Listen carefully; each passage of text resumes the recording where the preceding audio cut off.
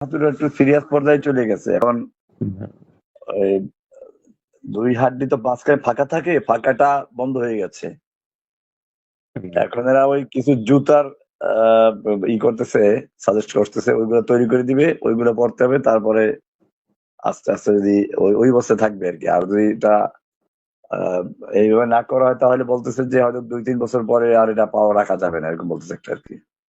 বাহ, বলতেছে কোন থেরাপি নেবে না, এরা ওই জুতার ই করতেছে, জুতার সাথে জানি কেমনি কি বানাই দিবে, নতুন জুতা রাখবে।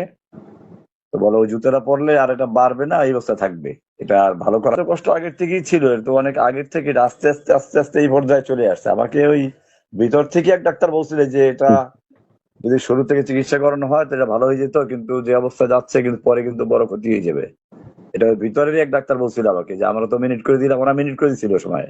আচ্ছা, কিন্তু ওই যে সুব্রত বলা তো আর পাঠায় নাই কাউকে, আমাদের তো সব বন্ধ করে দিল না চিকিৎসা। জি জি, তো এরপরে ওই ডাক্তার বললো যে এটা চেষ্টা করেন জামিন চলে যাওয়ার জন্য, নাহলে কিন্তু পাওয়াটা ক্ষতিগ্রস্ত হয়ে যাবে। তো সে আগেই বলছিল।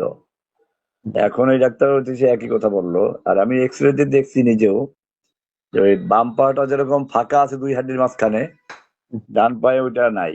আচ্ছা, অন্যান্য গুলো আছে, ওগুলো পরীক্ষা নিরীক্ষা চলতেছে। ওই যে লিভারে কিছু সমস্যা ছিল, ওটা পরীক্ষা দিছে, এখন পরীক্ষার ফলাফলটা এখন আসে নাই।